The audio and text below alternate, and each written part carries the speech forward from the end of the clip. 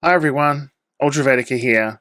It's 8:40 a.m. for me, and I just had a chance to chat with Cameron Stewart, Senior Vice President, Head of Product at Scopely, about Star Trek Fleet Command and how the APAC region is going. Here it is. I'm better from here anyways, man. All good. I'll Yeah. start with the first one then. With APAC region size, population, economy, geography, and time zones, is the current player count from APAC in Star Trek Fleet Command on the attached graph, which I sent you earlier, consider a success or a major opportunity for growth? With there being just one point of difference in how the two large regions of players engage with the game, for example, the event start and finish times, is there scope and viability for staggered start times like many other games, and also in game with timed events like territory capture, incursions, and arenas? Yep. Look, it's funny. Like we actually talked last week, Ultra, and I got some of a preview of the questions. We already started talking start and end times last week, and we're very open to it. That isn't my promise that they're going to change. We're going to certainly look at the data, make sure that we're hitting all of our players the best way possible. Look, in terms of APAC, is it an opportunity? Of course it is. I know a lot about the region.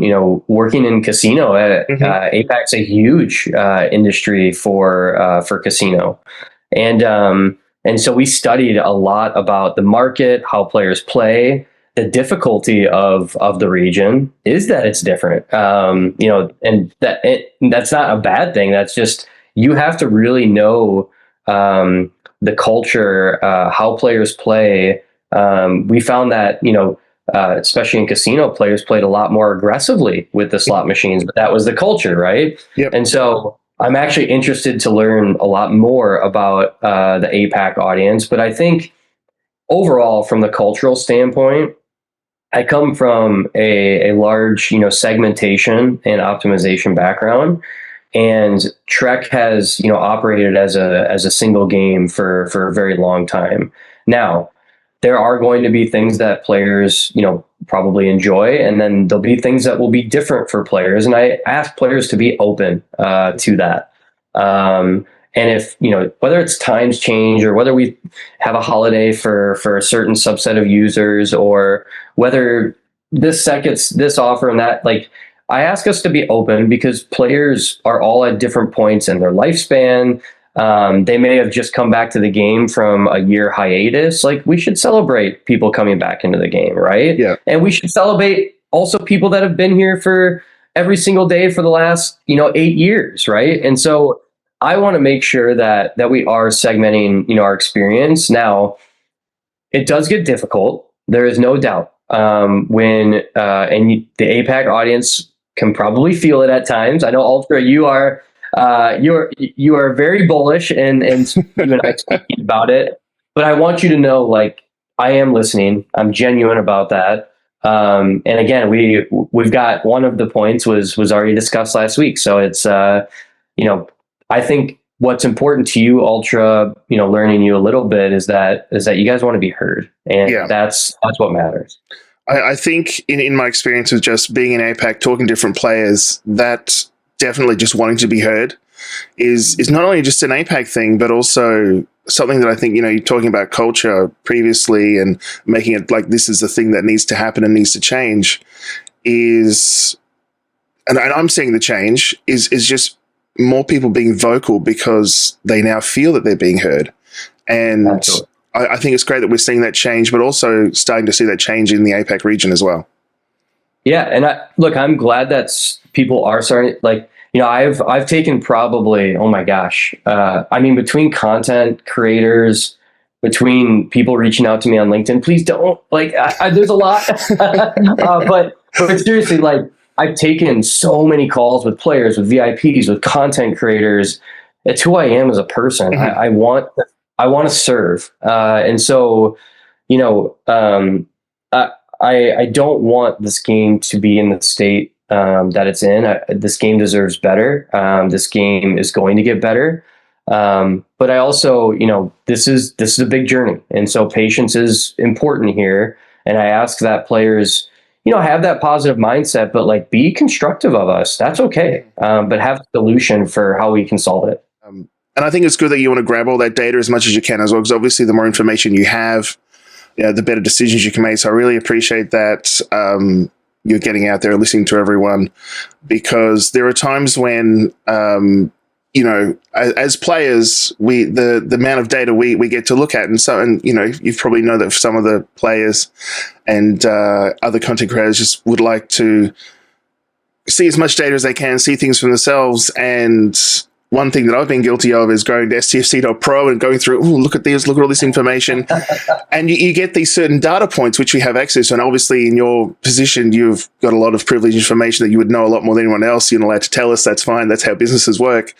But grabbing that little bit of information, and then, they say a picture is worth 1,000 words, but depending on your mood and how you take that information, that picture can look very different from one day to the next. Because we've talked about APAC numbers and other region numbers, and how I think one thing that APAC would love to hear is like, is APAC doing okay? Is everyone all good? It was funny when as I started segmenting the audience even to STFC Pro, the numbers are pretty spot on, right? Of course, we get very keen data on everything, but it's really I was surprised by how many players we have in APAC. So like that's awesome that this region is rallying together, and so I look at it as opportunity. I really do. And when you start breaking down the numbers, the number of players that we have, worldwide is immense. And so we need to make sure that we have this game, set up for players around the world. And Trek is a global brand, and the more that we can, grow it for ourselves, but also help grow it for Paramount, I mean, it's a win-win. That's it. And if APAC can have a few more servers and a few more people to play with, I mean, that's definitely not a bad thing, right? And that does need to get better, because it's also, and by the way, even like I know what it's like, traveling across the other side of the world and playing on a US server too. So let's add that one to the list, because I agree with you.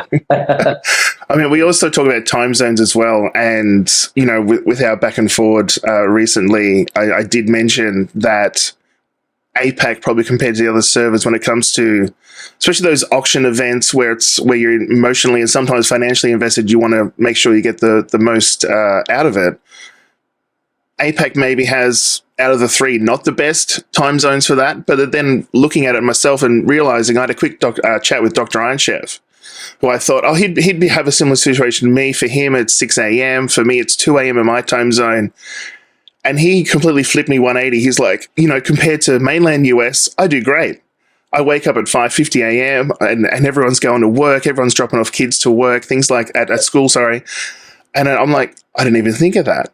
With your experience with things like that in the game, how do you go about having those conversations, saying this is something we need to look at, we need to get the data? How's that something that you handle? I'll tell you this, like, in my past life, I have a past position. I told you we studied a lot, the APAC audience, and it wasn't, just in game, we went over, to Australia and understand how they played, why they played, when they played. And what we realized is that we had to localize for that. If we wanted to be successful, we had to localize. Now, again, am I promising that we're going to localize everything to APAC? No, I'm not. But what I am open to is, if we want to be great in this market, you have to do things for these players specifically. And so, like I said, we had to change the economy. We had to change the things they see, the content they see. We had to use different names for things that aren't, in English, aren't exactly translated exactly the same, in those regions, right? Or there's more common, words for them in the Australian market. But if you want to be really good at that market, then you have to localize for it. And I'm not talking just text in the game. I'm talking events. I'm talking offers. The way that individuals purchase in that market is very different than North America. So if you want to get good at it, yes, you have to localize at it. But it is a lot of work. It is a ton of work. There is no doubt. And so anything that, what we can use from you is that continue to give us that feedback so that we can throw APAC a bone every once in a while. Like, I think that's well deserved. So definitely. Yeah. I'll move on to the next big question. Yeah. Keeping in mind with what we just discussed, can you give your thoughts on how moving forward the players in APAC and Fleet Command can work together on improving the poor perception and culture towards the region? Whilst jokes of only 6 or 7 players there and other meme-worthy jabs in isolation seem unimportant, over time it has developed into a self-fulfilling prophecy, affecting morale, and has nurtured a culture of feeling inadequate and irrelevant. We all want a vibrant, growing APAC population. What are your insights and where to from here? Yeah, first off, I would say, anybody that says that, have you ever hung out with an Australian? It's the best time in the world. So I want to first to say that. But in all seriousness, I am serious about that. Australian people are the most fun. It kills me when I hear stuff like that, because I don't want any of our players to feel like that. I can tell you, in the last 2 weeks, I have felt bad as a player because, we had many issues. And so I don't want players to feel the pain that even we have to feel as players. And the team doesn't. It's not even me. It's the entire team. The team's working diligently on to get these things addressed. And so, it kills me to hear that. I don't want to hear that from the players, but I want to fix it. And, any way we can help Ultra, please let us know. Mm-hmm. And I think, again, you're not saying change the whole game to APAC or. Oh, no, not at all. I don't think that's it. But if we can celebrate an Australian holiday, or if we can do a special event, only for APAC players, or if we can, those will be the things that I'll be like, hey, we're recognized, we feel good, and so let's figure out a way to be able to celebrate those moments. And I think that will start to change that culture.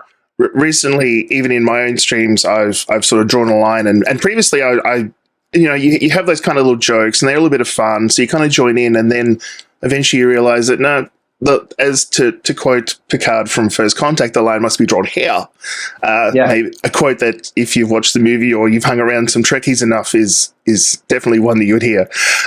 So I've stopped it on my own stream. I was sort of been calling people out on it as well, and in such a long time, and we talk about voices being heard, previously, it's one of those things where it's like people are starting now to feel comfortable to say things like that.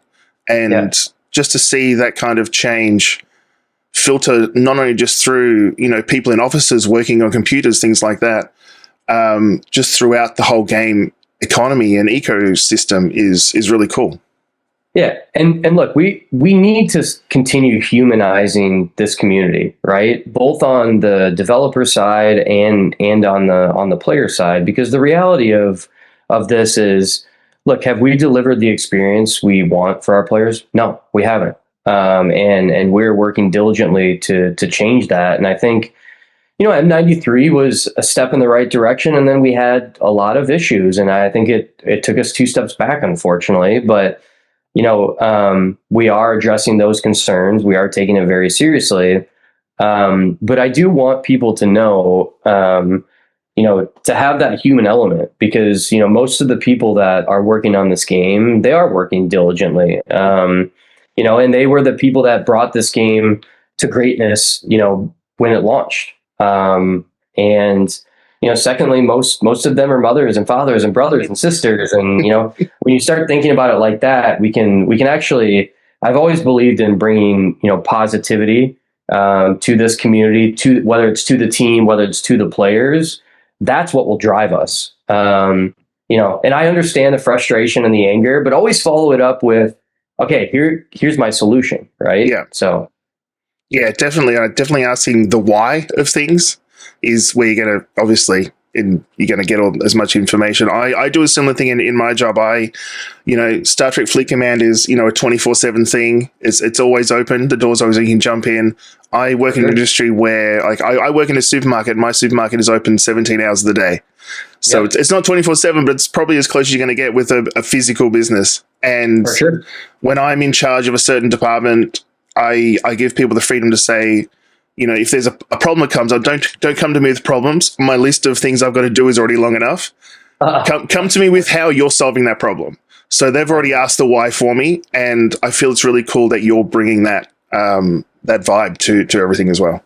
100%. And this is, I will tell you, the people that come with solutions, those will be the people that we open our ears to. That's who we want to be. We're going to create a fun, interesting, just, we got to spend time with the content creators last week, and it's like, it is just fun being around those people. And, individuals that don't want to be a part of that, this is what this game's supposed to be. It's supposed to be fun. It's supposed to be inviting. That's, it's supposed to be, even the bottom, individual in your alliance, the top is supposed to bring them along with them. That's what Trek's all about. Definitely. You talked about it, something about in your past life before. I was in the education sector for 15 years, and you need to create that nurturing environment where people feel safe and okay with not only failing, but learning from that failure as well. So I think it's really cool that you're bringing that to Fleet Command. 100%. I'll move on to my last question. So recently there was a post indicating that there's future expansion in the role of alliances and their involvement in mechanics and events. Given the cherished history of community and strong bonds in long-established alliances, big and not so big, can you give the player community a sense of what a successful or viable alliance looks like, not only in the STFC point of view, but maybe your point of view from actually jumping in and playing the game as well? Yeah. I'll give you my own player view first, but then I'll kind of jump into what we really want to hit. Look, the strongest alliances that I've ever been in any game is all about really bringing people along with you, right? And when you get into a new alliance, the teaching, the power that you can feel. And I remember I've played many games with many guilds, and I'm a very competitive player. And so I always wanted to min-max the game. I always wanted to find a way, what are the best offers to spend on? And I always worked with my guild members to not put them down, right? Even at Scopely, I think Monopoly Go has a great system of team events that the reason you work hard in that team events because you don't want to let your team down. And we want to bring more of that into Trek, but I also want to make sure that from my own player feedback, when you're a G3 player and you start getting G3, G4 player and you start getting into a guild, you don't get to feel that power. And, whether that be being able to use a G6 ship and just wreck stuff for your guild, for a period of time, or that's what great RPGs, MMOs, 4X games do extremely powerful is they let the lower end, the mid-tier players really feel the power that the top end players feel. And whether that could be gifting, whether that could be you get to use a ship from their lineup, we're very open to bringing more power to the wider alliance. That's what our dream is. Mm-hmm. With I know that with catering for a lot of those players who are new and also ones that have been here, for myself, I downloaded and started playing the game roughly a month after it was released. I don't envy your job in trying to cater for day one players to, day one I've just downloaded the game players. Obviously, alliances of different sizes, different powers can really play into that. And there's no, my take on it is there's no such one trait alone that makes a good alliance good. I think with a lot of alliances, there are definitely alliances or groups of people that punch up. There's ones that are just the top and powerful that just no matter what they do, they can, fart in the direction of their phone and they've already won. So, I think it's really cool that you're trying to incorporate all those different levels of groups of players, because the idea of, as you know, with Star Trek, everyone's working together to do a thing. So I think it's really cool that you're 100%. Like it's a team. And look, that's what this game's vision was when it first launched. And we need to bring more of those mechanics, because the one thing that I've heard from every single player, content creator, it doesn't matter. Even talking to people on the team, people that used to be on the team, they play this game because of the friendships and the relationships that they built. There really is, I'm sure there's other small reasons, but that was the number one reason first and foremost. And so if we don't invest in people, which is where I'm spending a ton of my time, almost all of it, then we will fail. This will not work. And so that's where we're going to make sure that we invest. And, I'd love the ideas to be sent to us, because I think we're using a lot of the ideas from the content creators and also the players in general. So, no, it's awesome. Any last words before we finish up? Before I go grab some breakfast? Yeah, it's early for you. It is very early. Avocado toast, yeah, for Ozzy. Definitely. I found some nice avocados at work the other day, so that's definitely happening. I love it. Look, here's what I'll say.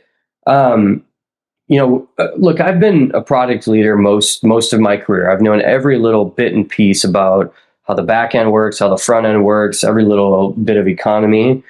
And when I came into Trek, I thought I'd do the same thing. And then I realized, oh my God, how deep this game is, right? And there's so much context and so much history to where I said, you know what?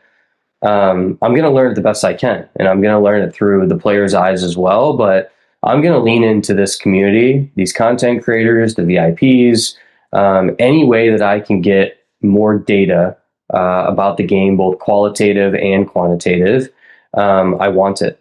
And so I'm not going to pretend to know the game as best as an 8-year player. That's impossible. I don't think anybody expects me to. But what I am going to do is I am going to push the culture of having that player first mindset. And so when we see things that aren't player first, I want to know about them, because my mentality is to push that back into this game. And I think good things will not only, happen for this community of players, but, Scopely in general, which is ultimately, what my job is here to do, is to serve you guys and for us to serve each other. So however I can be, of assistance, like I'm a people first person, and I'm a player first person. So however I can help, I'm here for y'all. Awesome. Thanks, Cameron. Thanks for your time. Yeah, absolutely. See y'all. Firstly, thank you to Cameron for his time today, and also thank you for watching. If you'd like to see some more Ultra action, join the conversation. Come over to twitch.tv/UltraVetica, where we talk and play Star Trek Fleet Command. Take care, guys.